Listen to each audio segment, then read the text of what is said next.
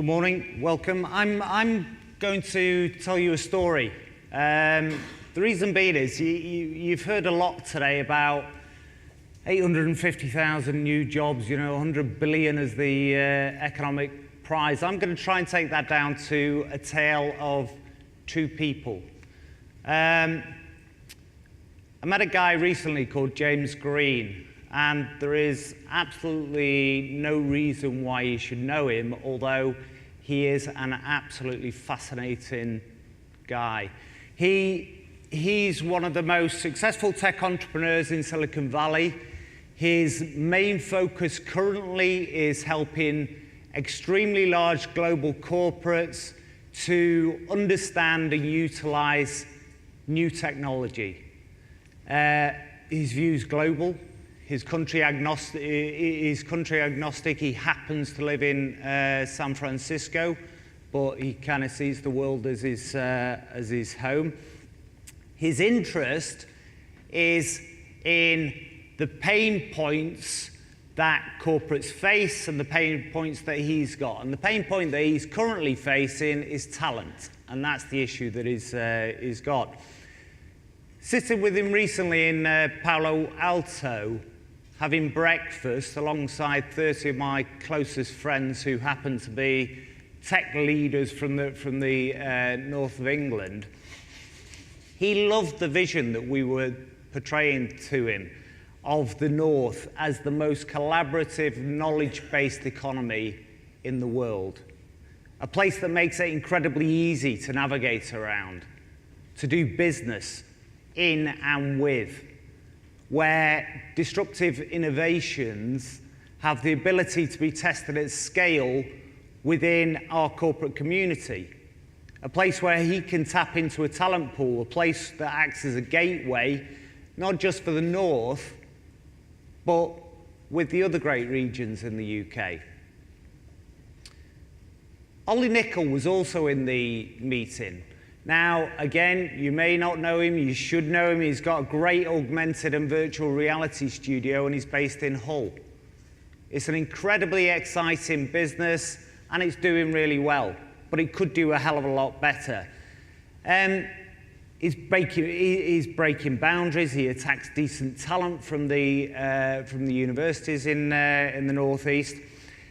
James loved the work that he was doing and the quality of the work from Ollie and the other businesses in the group. He's interested in developing a pitch book, as he calls it, of all the great innovations that we've got, and he's keen to come over, have a look around, and see what he can actually utilize. The vision that we put to James is a realistic one. That's what we feel. The capabilities and innovations that we've got in the North, they're not something that we're imagining. The health, the energy, the manufacturing, the technology. We've heard about quite a bit of it this morning. It was well mapped by TFN's economic review. The softer skills that we've got here shouldn't be something that we take for granted. They're often less highlighted, although I'm going to say it loud and clear. Culturally, the North is very good at collaborating. We're very good at getting on with people. We're very good at rolling our collective sleeves up and actually doing stuff. And we're also very good at walking into most rooms in the world and feeling quite comfortable there. The issue is that the journey to San Francisco for Ollie starts in Hull. We're not competing here with London. In fact, quite the opposite. We collaborate extremely well with London, but we are with Randstad, where James spends an awful lot of his time. Now, the journey from Schiphol to Rotterdam is 33 miles, the same as Manchester to Liverpool. One journey takes 20 minutes, one takes over an hour. It's difficult to sell the vision that we've got as the most easy to navigate and collaborative global community, when to get to Hull, you've got to pack lunch and dinner as a snack. The headline of getting it right, the 850,000 new jobs, the 100 billion added GVA by 2050, it's great, but in my view, it doesn't connect with business. It feels too far away. It feels the numbers feel a bit meaningless because of the scale. A deal for Ollie, however, with James will mean an extra 20 or 30 VR engineers or apprentices over the next couple of years, straight from the northeastern universities. Engineers who'd normally go down to Shoreditch, or apprentices who'd likely go into lower productivity positions.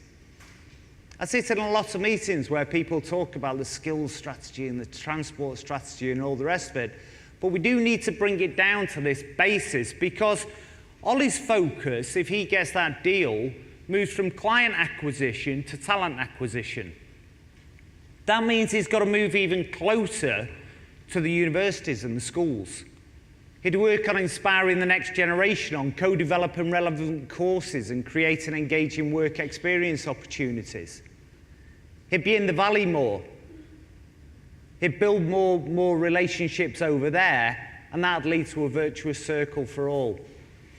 This is one story. There were 30 leaders that were on the mission that we took out to San Francisco. That was enabled by a direct route that came from Manchester to San Francisco. The journey to Beijing starts in Bradford. The journey to Malmo starts in Milan. We need to understand that the international gateway starts and ends on the ground. On behalf of business, I applaud loudly the work that we've heard about today in terms of the new evidence from Transport for the North. It puts the prime capabilities at the heart of our transport strategy. It shows an understanding that the investment decision has to be taken in the round. It understands that global connectivity starts on the ground, and that we need to connect our energy coasts, our analytics capabilities in Manchester and Leeds, and that Sheffield's manufacturing capabilities need to connect to Lancashire, and, as we've heard this morning, Cheshire. And we need to connect these with Beijing, Houston, and beyond. For us to become the most collaborative, knowledge-based economy in the world, we need to put Ollie and we need to put James at the heart of our thinking. Only then will we fully realise the prize that we've got on offer. Thank you.